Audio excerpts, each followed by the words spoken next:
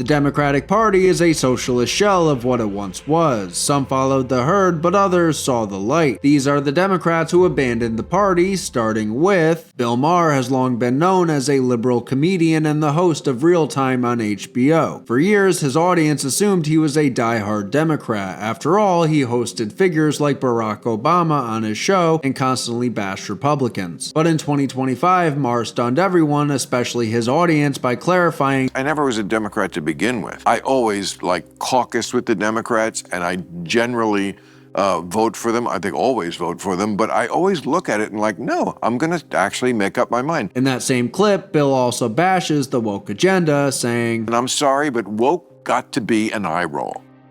It wasn't originally, but it got to be an eye roll for every crazy, way too far left, non-commonsensical bullshit. You know what I always say to the super woke? Tell me. We voted for the same person. You're just why she lost. Ooh. You know the left has gone off the deep end when even Bill Maher thinks they've lost their minds. But Bill's evolution came crystal clear after President Trump's re-election. In April 2025, Maher attended a dinner with President Donald Trump at the White House, arranged by their mutual friend, Kid Rock. And guess what? Maher came out of that meeting practically singing Trump's praises. He's much more self-aware than he lets on in public. Everything I've ever not liked about him was, I swear to God, absent, at least on this night with this guy. I never felt I had to walk on eggshells around him. And honestly, I voted for Clinton and Obama, but I would never feel comfortable talking to them the way I was able to talk with Donald Trump. This was a big shift. For years, Bill called Trump every name in the book, and now he's admitting Trump's actually a decent guy in person. It's safe to say that Bill Maher has abandoned the Democratic zeitgeist. Maher hasn't joined the GOP, but he sure isn't cheering for the radical left anymore.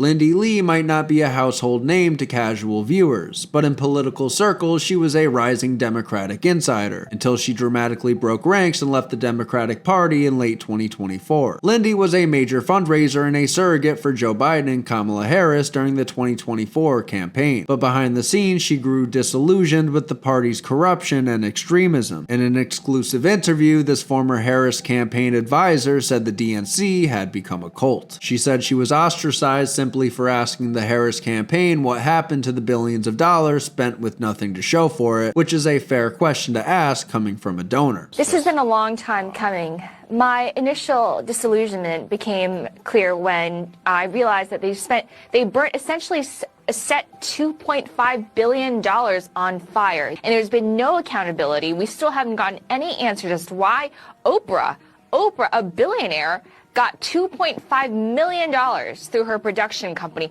Why couldn't she pay for it? She's an oligarch. She could have just paid for the production costs herself. And not to mention the fact that they've spent $450,000 putting Kamala Harris's face on the sphere. Now tell me why that would be helpful. Lindy Lee even confessed that during the campaign she couldn't bring herself to vote for Kamala Harris, the very candidate she was publicly supporting. Who did you vote for?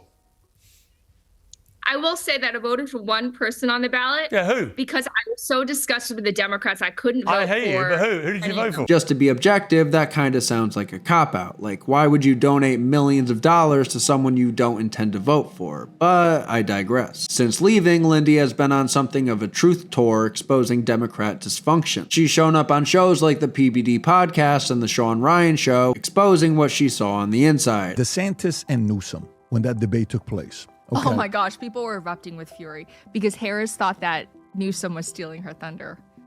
Behind the scenes, Harris World was pissed off. People were ripping their hair out. They were so mad at Newsom. Newsom World and Harris World, they hate each other. Really? Absolutely. Lindy says the Democratic Party has been Hijacked by this ideology. And that woke is their god. Coming from a young female Asian American who was once a major donor to the left, this is a devastating indictment. And she's not just talking. Lindy Lee is already helping fundraise for Republican candidates for the 2026 midterms. Gotta love it. A former Biden-Harris insider now raising money to elect Republicans.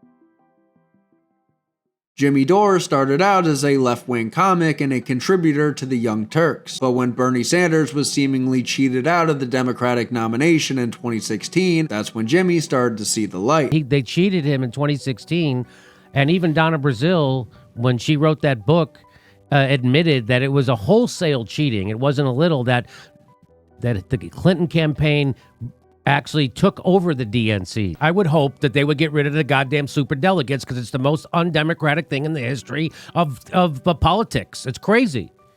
You're appointing elites that have more power than everyone else. That sounds like something that they would do in an elite party, not a workers' party. Oh, that's right. It's not a workers' party. It's the party of Wall Street, military-industrial complex, big pharma, and oil. By 2025, he's torching Democrats nightly and defending Trump where it counts. He said plainly that what you're seeing here is historic. That is amazing. That is the complete flip-flop of the parties. There's Trump and Bobby Kennedy being populists, being anti-war, pro-free speech, anti-corruption in government. That's what's happening. He miles to the left of Kamala Harris. How is Kamala Harris going to combat this? And coming from a lifelong lefty, that's devastating for the Democrats. Doerr's core pitch is simple. The Democratic Party turned into the party of censorship, corporate power, and war. He calls himself pro-free speech and anti-war, and jokes that somehow that now gets called right-wing, which tells you how far left-wing institutions have drifted. I sometimes make a joke in my act about, I'm for freedom of speech, I'm against censorship, I'm for bodily autonomy, I'm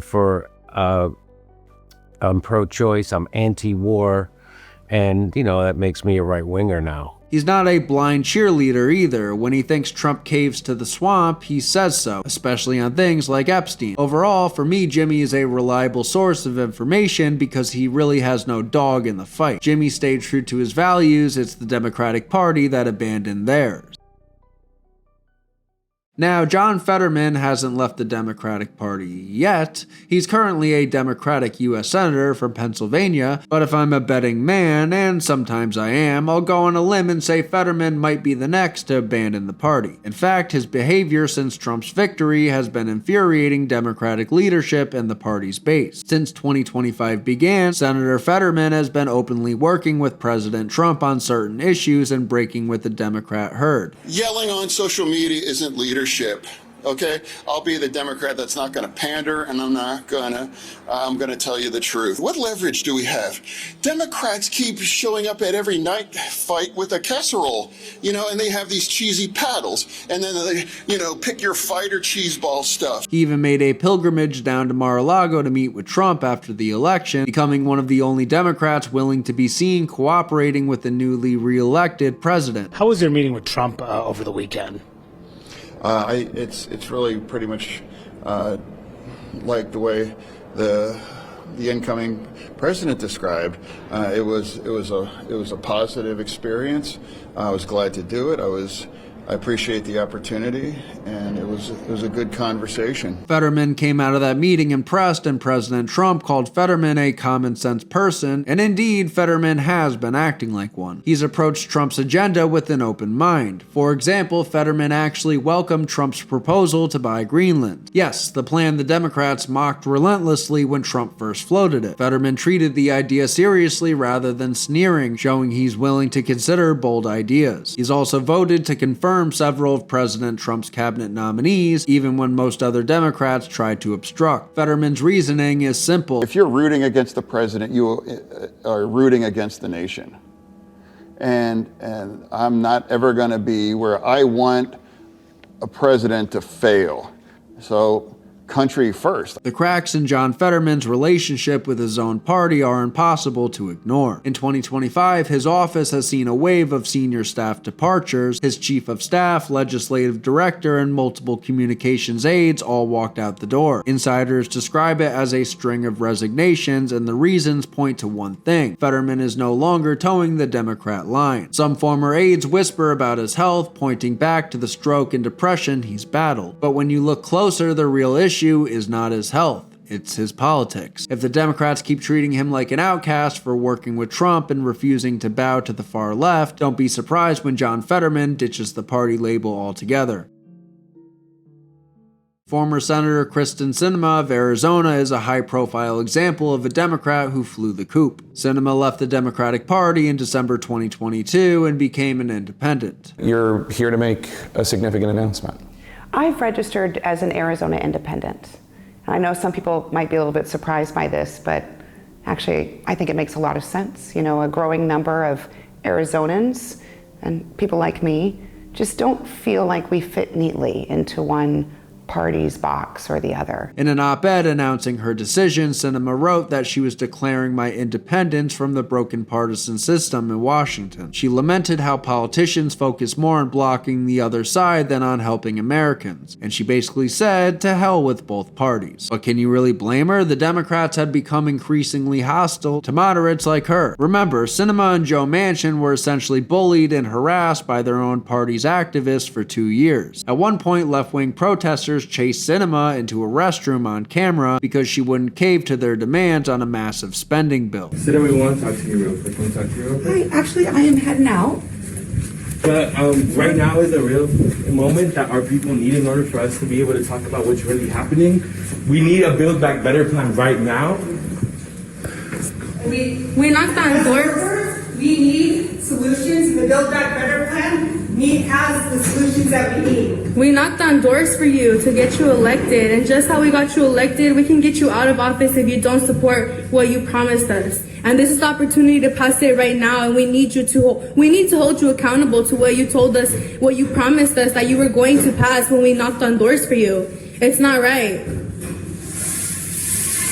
Classy behavior, right? She stood firm against ending the filibuster and against some of the most extreme proposals of the Biden-Schumer agenda. In return, she got vilified by progressives. Eventually, she decided to flip them the bird. This reminds me of the saying that Democrats eat their own. You can never be liberal enough. Ultimately, she did not run for re-election and was succeeded by a more left-wing Democrat.